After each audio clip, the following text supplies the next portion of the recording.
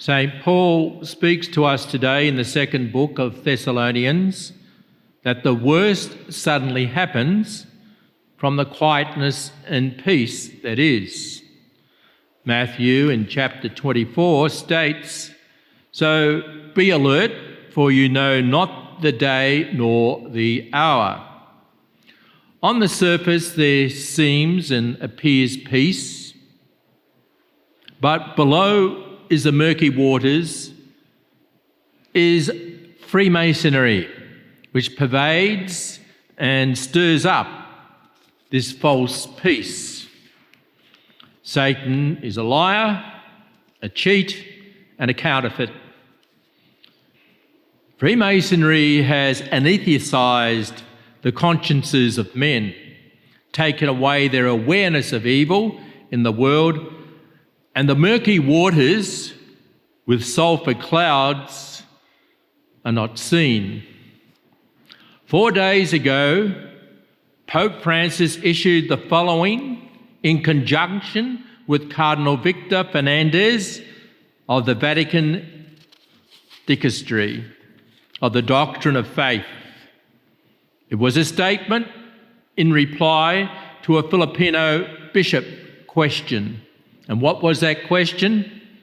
What is the Catholic Church's position upon sympathisers and associates who are personally convinced that there is no opposition between membership of Catholics with membership of Freemasons? The Pope's answer, remember the Freemason wants worldwide dominance, a religion embracing man alone. They do not want the truth, but man-made religions combined into embracing the brotherhood of man, that the supernatural does not exist if it cannot be explained by way of intelligence. Then there is no mystery in our lives. There is no second coming.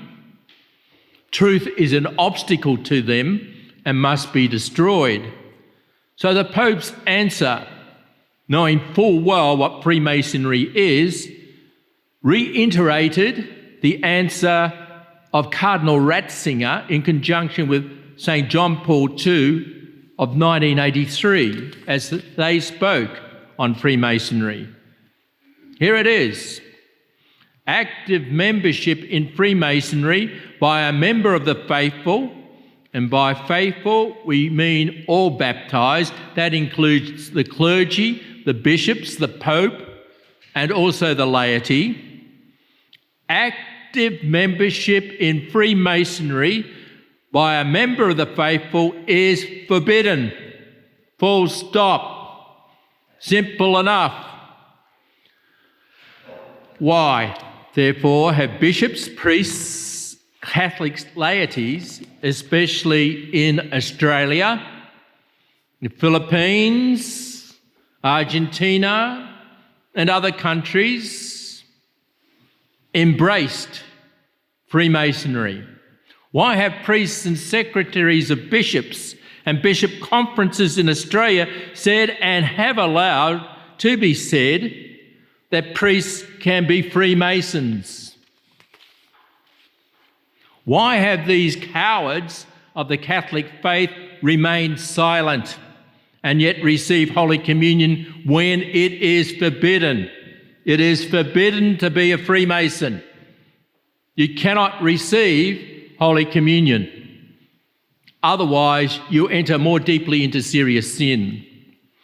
The Catholic Church in Australia, from the head down, has been compromised to embrace teachings of the Freemasons because they are scared to embrace the way, the truth, and the life, because they are respecters of human opinion, pilots, if you like, not Qantas pilots, but pilots.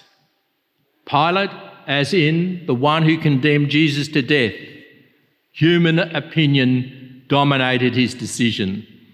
For many of the clergy, Freemasonry slithered through the diocese chancellery offices to to appoint like-minded men to particular parishes and church agencies. If you want the job, you go slow and reject any prayer vigils outside an abortion clinic, or at least be indifferent to pro-life matters. Stall, don't comment, laugh it off. Over 100 million surgical abortions, and these are figures according to Father John Harden, servant of God. 100 million surgical abortions are committed each year.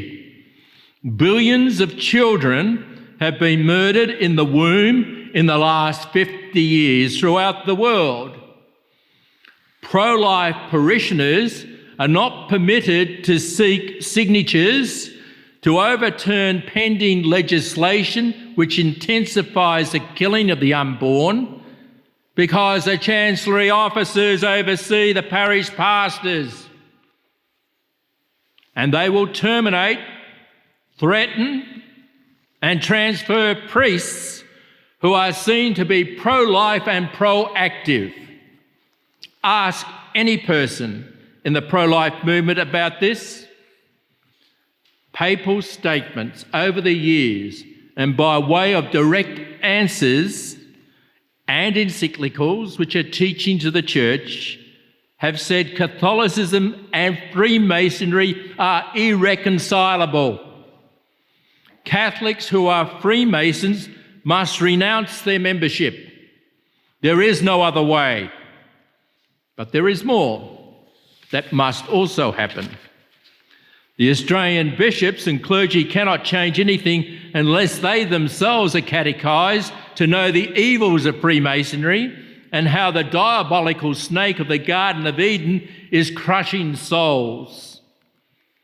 St. Maximilian Kolbe, the saint of the Immaculate, who wanted to save all by bringing them to the Son of Mary, but through her heart, his greatest suffering was not in Auschwitz, in which he was in the death camp, put under slow death, but did not die of hunger, but by lethal injection of carbonic acid. The death camp, which was operated by the Nazis, who went out of their way to destroy not only body but also soul. St. Maximilian Kolbe considered that suffering not like the suffering which I am about to announce. It is the lukewarm clergy, the mediocre souls in his own Franciscan conventual order who were vowed to the Blessed Virgin Mary and not living up to their faith. He said he would give his life 1,000 times to sanctify them. He would offer these souls to the Immaculate at the foot of the cross at every Mass that he would say. In fact, his first Mass was to try and bring about the redemption of those people so far gone that unless there was a Mass said for them, they'd finish up in hell. His first Mass was for Freemasons. Not that they were his friends. He loved all, but the sins which they were spreading was a cause of so much wrath into the world. Blessed Gabriel Allegra, the Jerome of China, died in 1978 and was of the same order as St. Maximilian Kolbe. Blessed Gabriel Allegra translated from Italian to Chinese the Bible, authentic Catholic Bible. He also translated messages from Our Lady to Father Gobbi. The subtle snares priests become entangled is in that book. The book Our Lady speaks to her beloved sons is the GPS for bishops and priests in these times, exposing the black beast, Satan himself and his diabolical ways, which have penetrated every church, every diocese, and every parish within the diocese. Until priests and bishops embrace Our Lady and enter her Immaculate Heart, as did Jesus. The Word of God came man, Jesus, until they embrace that same heart which embraced the Word of God. There is not to be a change. The living Word given to us from Mary's womb was first conceived in her heart. That is the heart that we need to enter to expose the snares of the diabolical forces of Freemasonry. When we look at Genesis 3:15, we see it is Our Lady. God has given Our Lady that role to crush the head of the serpent. If she's to do that, she needs our contribution to weigh her heel heavy so that the snake yelps and squirms away. She is the one who exposes the snares, and hence the book that I referred to. The heart of the Immaculate is the defence of God's incarnate Word and your defence and protection.